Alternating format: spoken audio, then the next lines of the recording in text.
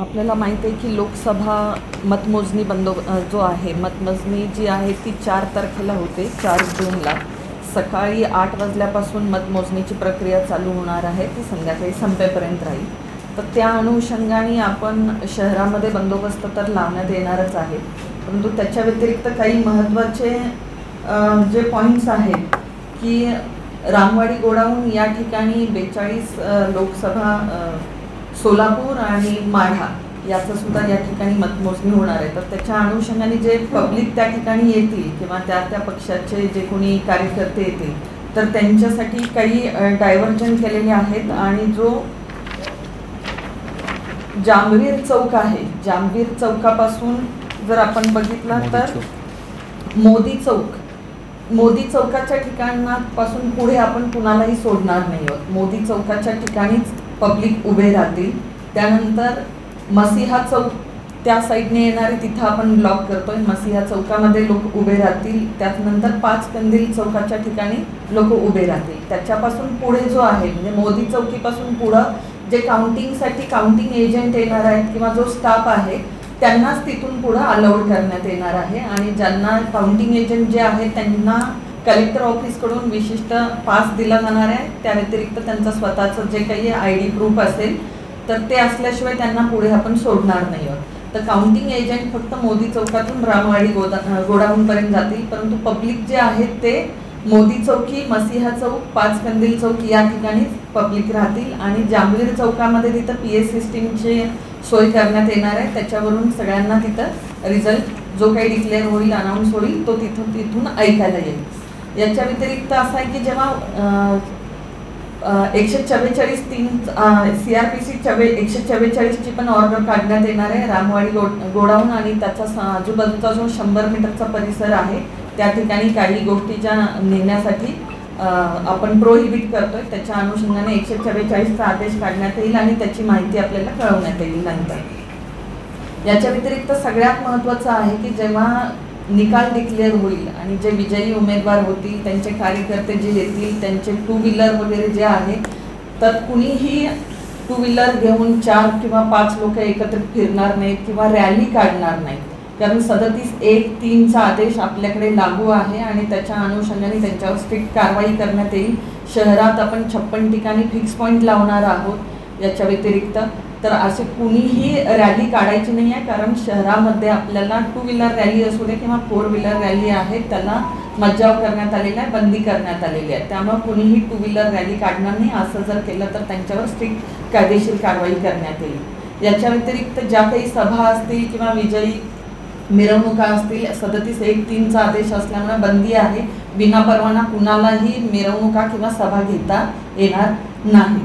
तर या इलेक्शनच्या अनुषंगाने मतमोजणीच्या अनुषंगाने ह्या उपाययोजना केलेल्या आहेत. तर याची सर्वांनी नोंद घ्यायची आणि ज्या काही सूचना दिलेल्या आहेत जनतेला त्याच्यानुसार आवाहन करावं. बेसिकली आता आपल्याला टेलिव्हिजन आहे किंवा त्याच्यामधून आपल्याला मतमोजणीनंतरचा जो काही निकाल आहे तो समजेलच. शक्यतो सगळ्यांनी त्याच्यावर बघावा, येऊन त्या ठिकाणी गर्दी करू नये. आणि निकाल डिक्लेअर झाल्यानंतर आपल्याला सगळ्या सोशल मीडिया असेल किंवा बातमीमधून समजला जातोच, पण किंवा दंगल किंवा कायदा कुणीही हातात घेऊ नये, जल्लोष करू नये, चुकीच्या गोष्टी करू नयेत, एवढंच या ठिकाणी आवाहन आहे. इलेक्शन कमिशनचे जे गाईडलाईन्स आहेत त्यात स्पष्ट आहे कुठल्याही प्रकारच्या electronic device like mobile, tablet किंवा लॅपटॉप ते व्हिडिओ कॅमेरा ते सगळं बंद आहे. DIOकडून दिलेल्या यादीनुसार प्रेससाठी वेगळे टेंट रामवाडी गोडाऊनच्या कॅम्पसमध्ये लावण्यात आलेले आहेत. प्रेस रिप्रेझेंटेटिव्स इलेक्ट्रॉनिक आणि प्रिंट मीडियाच्या ते फोटो ID पास ज्यांनी घेतलेला आहे DIOकडून दिलेल्या यादीनुसार त्यांना तिकडं आत सोडणार आहे. त्याच्या व्यतिरिक्त कोणी असेल तरी ते आपण मीडियाचेच असो, से फॉर एक्झाम्पल पर्टिक्युलर न्यूजपेपरचे आहेत, तुमच्या रिप्रेझेंटेटिव्हला पास मिळालेला आहे त्यांना आत सोडणार आहे. बाकी सर्व जे आहेत ते सिव्हिलियन म्हणूनच गृहीत होणार. तुम्हाला जे आपलं जामवाडी बॅरिकेड जे आहे तिथून आत सोडणार नाही. तुमच्याकडे आता माझं मी पत्रकार आहे, ID कार्ड असेल तरी सोडणार नाही. कलेक्टरेटकडून जे दिलेले पास आहेत त्यांनाच आम्ही रामदेववाडीत सोडणार. नंबर 1. काउंटिंग एजंट्सला असेंब्ली कॉन्स्टिट्युएन्सी निहाय कलेक्टर ऑफिसकडून फोटो ID कार्ड देणार आहे, त्यांनाच आज सोडणार आहे. त्यांना संबंधित काउंटिंग एजंटला त्यांचे जे असेंब्ली कॉन्स्टिट्युएन्सीचे जे काउंटिंग हॉल जे आहे त्यात आज सोडणार आहे. आणि ते बाहेर आलं तर काउंटिंग प्रिमायसेस सोडून बाहेर आलं तर ते ID कार्ड जमा करून जायचे आणि त्यांना पुन्हा सोडणार नाही. ID कार्डशिवाय कोणाला आज सोडणार नाही.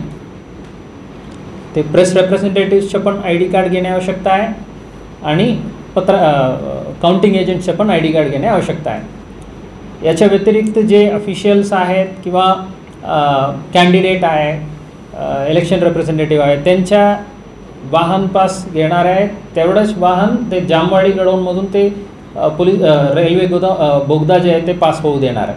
बाकी कुठलाही गाडी आज सोडणार नाही. पब्लिकला आव्हान आहे, हे जे रूट्स आम्ही ब्लॉकेटच्या डायव्हर्जनचे जे आहे ते प्रेस नोट पण दिलेले आहेत. त्या व्यतिरिक्त आमच्या सोशल मीडिया मार्फत पण आम्ही जाहीर करणार आहे. ते रूट्स वापरणे त्या दिवशी टाळावे आणि जे राजकीय पक्षाचे कार्यकर्ते आहेत ते शक्यतो बाहेर येऊन चौकात उभे राहून हे अपडेट्स ऐकण्याचे जे पद्धत जे आहे ते टाळावे. आपलं घरी किंवा आपलं पक्षाच्या कार्यालयात आपण थांबलं बरं राहील. विनाकारण सामान्य जनताला त्रास होणार असा कुठलाही कृत्य साईड करणार नाही. रिझल्ट नंतर कुठल्याही प्रकारच्या विजय मिरवणूक किंवा रॅली अलाउड नाही आहे. असा करायचे असलं तर ते वेगळा अर्ज देऊन ते परवानगी घेऊन ते करू शकेल. त्या दरम्यान इमिडिएट कोणी असा विजय मिरवणूक करायची किंवा रॅली काढायची ते अलाव करणार नाही. स्ट्रिक्ट लिगल ॲक्शन त्यांच्यावर घेणार आहे.